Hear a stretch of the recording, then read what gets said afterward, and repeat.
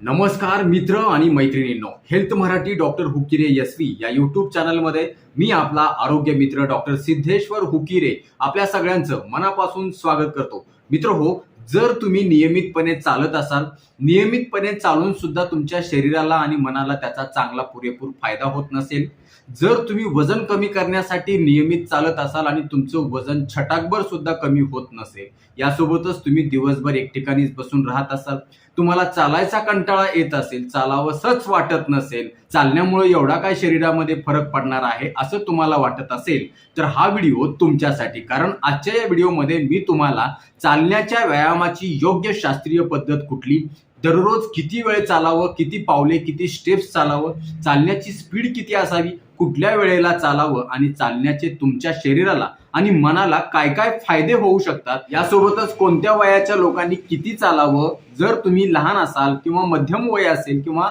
उतार वय अर्थात 50-40 वर्षाच्या पुढचे जर असाल, या लोकांनी किती चालावं, महिला पुरुषांनी किती चालावं, लहान मुलांनी किती चालावं, याबद्दल सुद्धा सविस्तर शास्त्रीय समजेल अशा भाषेमध्ये सांगणार आहे. मात्र विनंती असेल की हा व्हिडिओ तुम्ही पुढं न पळवता नीट लक्ष देऊन पॉइंट टू पॉइंट शेवटपर्यंत ऐका, जेणेकरून तुम्हाला चालण्याच्या व्यायामाबद्दल अत्यंत शास्त्रीय माहिती मिळेल आणि तुम्हाला कुठलाही गैरसमज होणार नाही.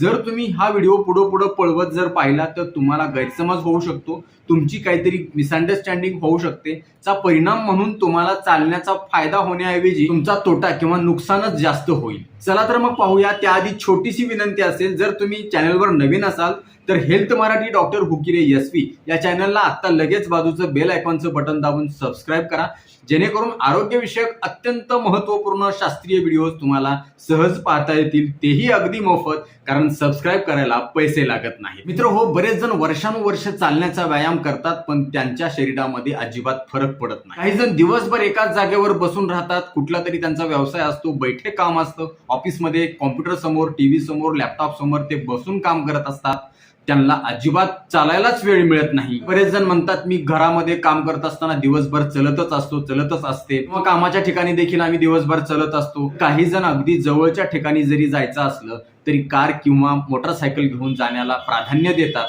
पण आजचा हा व्हिडिओ ऐकल्यानंतर तुम्ही उद्यापासून चालायला लागाल, फक्त चालायला नाही तर शास्त्रीय पद्धतीनं, शास्त्रीय वेळेला, शास्त्रीय स्पीडनं चालायला लागाल, ज्याचा तुमच्या शरीराला आणि मनाला चांगला फायदा झाल्याशिवाय राहणारच नाही. चालाल तर वाचाल, चालल्यामुळं खूप चांगलं असतं, तो खूप फायदा होतो, तुमचं आरोग्य चांगलं राहतं असं बरेच जण सांगतात. पण त्यामागचं शास्त्रीय कारण, शास्त्रीय पद्धतच माहीत नसते, त्यामुळे त्यांना चालू वाटत नाही आणि चालण्याचा फायदा देखील होत नाही. या सगळ्या गोष्टी तुम्हाला नीट कळाव्या म्हणूनच या व्हिडिओचा मी अट्टहास करतोय. मित्र हो, चालण्याचा व्यायाम हा सगळ्यात सोपा आणि सगळ्यात जास्त परिणामकारक व्यायाम मानला जातो. यासोबतच या व्यायामाला कुठलाही खर्च तुम्हाला लागत नाही, कुठली महागडी इन्स्ट्रुमेंट वा साहित्य साधनं तुम्हाला याला खरेदी करावी लागत नाही, जिम मध्ये जायची गरज नाही, कुठं लांब जायची गरज नाही. तुम्हाला फक्त दिवसभराचा कुठलाही 1 अर्धा ते पाऊण तासाचा वेळ द्यायचा आहे, या व्यतिरिक्त तुम्हाला काही करायची गरज नाही. बऱ्याच लोकांना चालण्याचे फायदेच माहीत नसतात. फायदे माहीत नसल्यामुळे ते म्हणतात की हे चालण्यानं कुठं काय होत असतं काय, एवढ्या चालण्यानं काय एवढं काय फायदा होणार आहे, काय चालून होणार आहे. अगोदरचे लोक इतके चालत होते, त्यांना काय फायदा झाला, अगोदरचे लोक खूप चालत होते, त्यामुळे त्यांना डायबिटीस आणि हृदयविकाराचा धोका कमी होता. हे तुम्हाला लक्षात आलं का? नक्कीच आलं असेल. अगदी तसंच आहे. यासोबतच चालण्याचे अनेक फायदे आहेत, ते नीट लक्ष देऊन ऐका.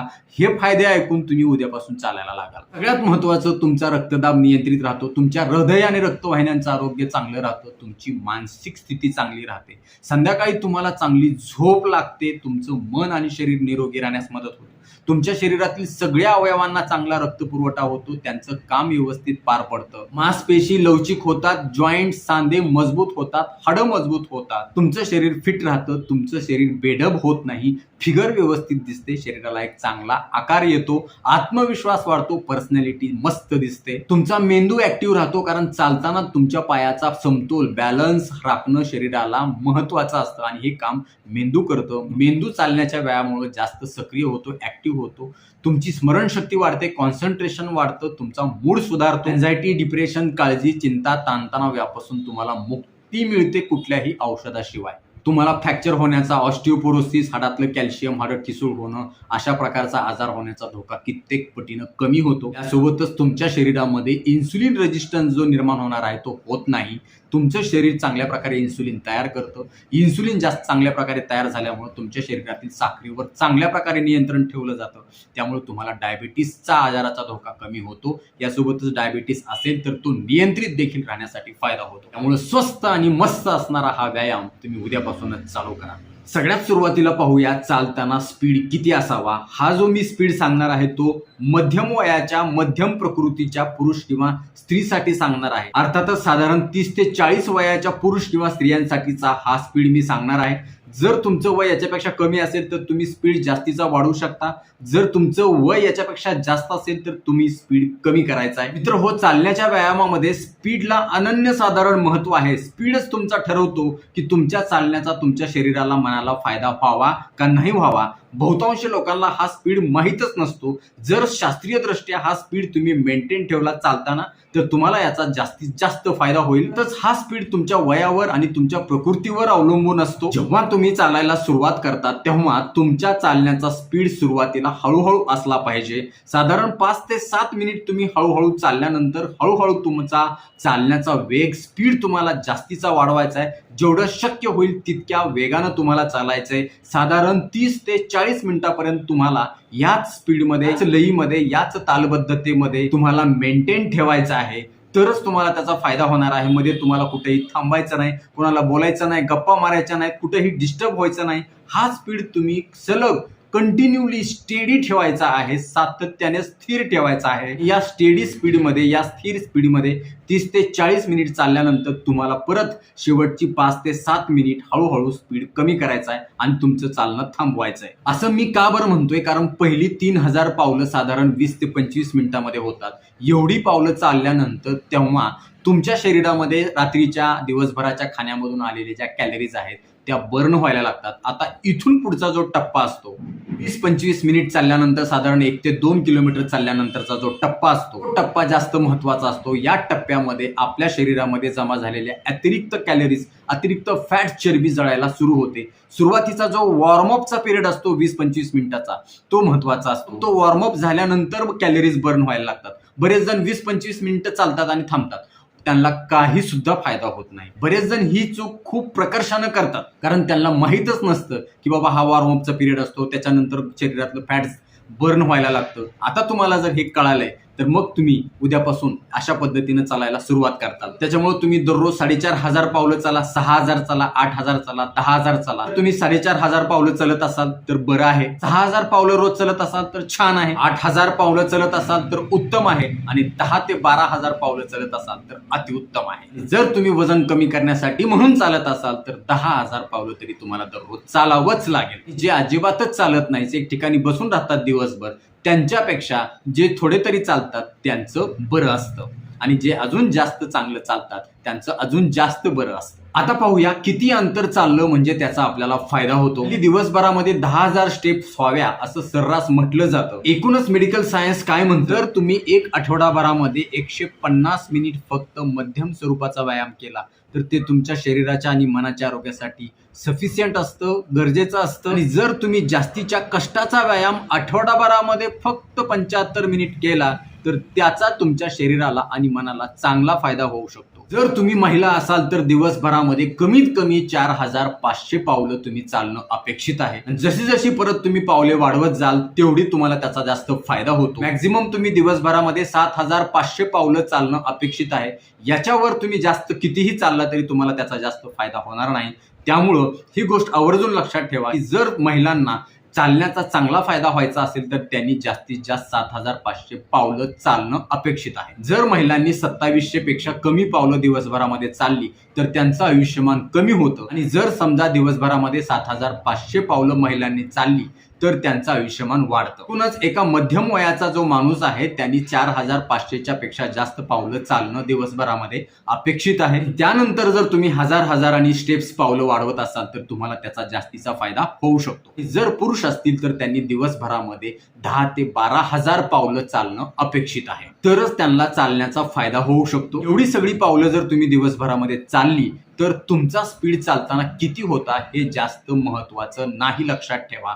तुम्ही म्हणाल मला जास्त फास्ट चालणं होत नाही किंवा कोणी म्हणेल कोणाला मला जास्त हळू चालणं होत नाही, मला फास्टच चालावं लागतं, त्याशिवाय मला स्पीडच येत नाही किंवा माझा स्वभावच आहे फास्ट चालण्याचा, असं देखील म्हणतात. तर चालण्याला महत्त्व आहे, किती स्पीडनं चालता याला महत्त्व नाही. माणूस चालण्या वाचून आणि घोडा पळण्या वाचून वाया जातो, हे जरी लक्षात ठेवलं तर तुम्हाला पुरेसं आहे. आता पाहूया अंतर किती कापलं पाहिजे. तर 1 मैल अंतर म्हणजे साधारण 1.5 किलोमीटर, यामध्ये साधारण 2000 पावलं बसतात. जर महिला असतील त्यांना 7500 पावलं आपण चालायला सांगितली तर त्यांनी साधारण 3.5 मैल अर्थातच 5 किलोमीटर चालणं अपेक्षित आहे. पुरुष असतील तर त्यांनी दिवसभरामध्ये 5 मैल अर्थात 7.5 किलोमीटर चालणं अपेक्षित आहे. मग ह्या चालण्यामध्ये तुमचं घरातला असेल, बाहेरचा असेल, दुकानातला असेल, कामाच्या ठिकाणचं असेल, पायऱ्या चढणं असेल, सगळं मिळून झोपेतून उठल्यापासून झोपेपर्यंत जेवढं तुम्ही पावले चालतात त्याच्यामध्ये एवढी पावलं पुरुषांची आणि महिलांची होणं अपेक्षित आहे. एवढं अंतर त्यांनी कापणं अपेक्षित आहे. हे अंतर कसं मोजायचं तर हल्ली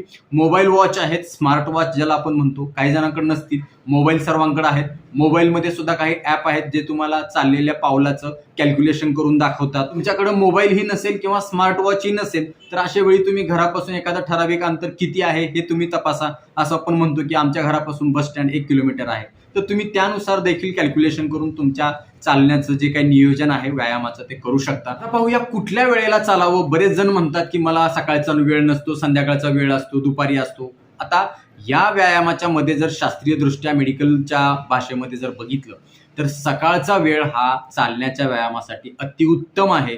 सकाळी पोट उपाशी असतं, रात्रभराचा उपवास असतो, शरीर हलकं झालेलं असतं, रात्रभराचा आराम शरीराला मिळालेला असतो, मनाला मिळालेला असतो आणि सकाळी फ्रेश वातावरण असतं, ऑक्सिजनयुक्त हवा असते, प्रदूषण कमी असतं, गर्दी कमी असते, निसर्गरम्य वातावरण असतं, पक्ष्यांचा किलबिलाट असतो. त्यामुळं सूर्योदया अगोदर तुम्ही उठा आणि चालायला लागा. सूर्योदय झालेला असताना तुम्ही तुमच्या मार्गामध्ये असाल, तुम्हाला प्रसन्न वाटेल, सूर्याची किरणं तुमच्या अंगावर पडतील, सनबाथ तुम्हाला मिळेल, व्हिटॅमिन डी मिळेल आणि एकूणच तुमचं आरोग्य चांगलं राहण्यासाठी, मन प्रसन्न राहण्यासाठी मदत होईल. त्यामुळे सकाळच्या वेळ प्रेफरेबली तुम्ही चालण्यासाठी वापरा. जर मिळत नसेल काही कारणामुळं, पण मला वाटतं की तुम्हाला नक्की मिळू शकतो जर तुम्ही रात्री लवकर झोपलात, सकाळी लवकर उठता येऊ शकतं.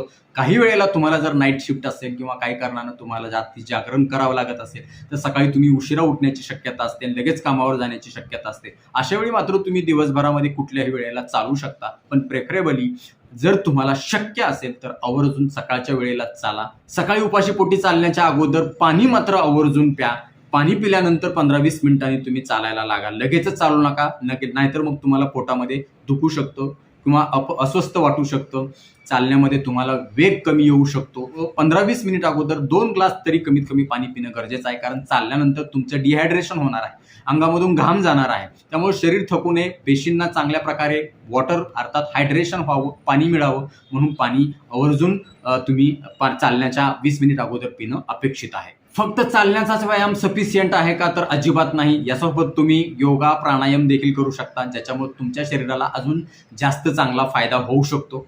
यासोबतच आहार देखील अत्यंत महत्त्वाचा असतो. बऱ्याचदा आपण चालण्याचा व्यायाम करतो, योगा, मेडिटेशन करतो आणि आहाराकडे अजिबात लक्ष देत नाही. म्हणेल तेव्हा, वाटेल तेव्हा, काहीही कधीही खात राहतो आणि त्यामुळं आपला एकूणच कॅलरीचा आउटपुट आणि इनपुट याचा बॅलन्स विस्कळीत होतो. त्यामुळे जास्तीच्या कॅलरीज जमा व्हायला लागतात आणि तुम्हाला वजन वाढायला लागतं. मग तुम्ही म्हणता की एवढा व्यायाम केला, एवढं चाललं तरी देखील माझं वजन कमी झालं नाही, आता मी काय करू. आता हा व्हिडिओ तुमच्या लक्षात आल्यानंतर तुम्ही ती चूक करणार नाहीत याची मला खात्री आहे. होतच कुठलाही व्यायाम चालू करण्याच्या अगोदर जर तुम्हाला काही शारीरिक किंवा मानसिक आजार असेल तर आपल्या डॉक्टरांचा आवर्जून सल्ला घ्यावा. नक्कीच मित्र हो, हा व्हिडिओ तुम्हाला उपयुक्त वाटला असेल तर लाईक करा, कमेंट बॉक्समध्ये आम्हाला तसं कळवा, आपल्या मित्र आणि नातेवाईकांना आवर्जून शेअर करा, जेणेकरून त्यांना देखील चालण्याचा शास्त्रीय पद्धत, चालण्याचा वेग, सगळ्या गोष्टी व्यवस्थित लक्षात येतील आणि त्यांचं देखील मन आणि शरीर निरोगी राहण्यासाठी मदत होईल. ते देखील तुम्हाला आशीर्वाद देतील, मला देखील आशीर्वाद देतील. तर आजच्या या व्हिडिओमध्ये इथंच थांबूया. लवकरच भेटूया नवीन व्हिडिओमध्ये नवीन विषयासह. तोपर्यंत आनंदी राहा, निरोगी राहा. धन्यवाद.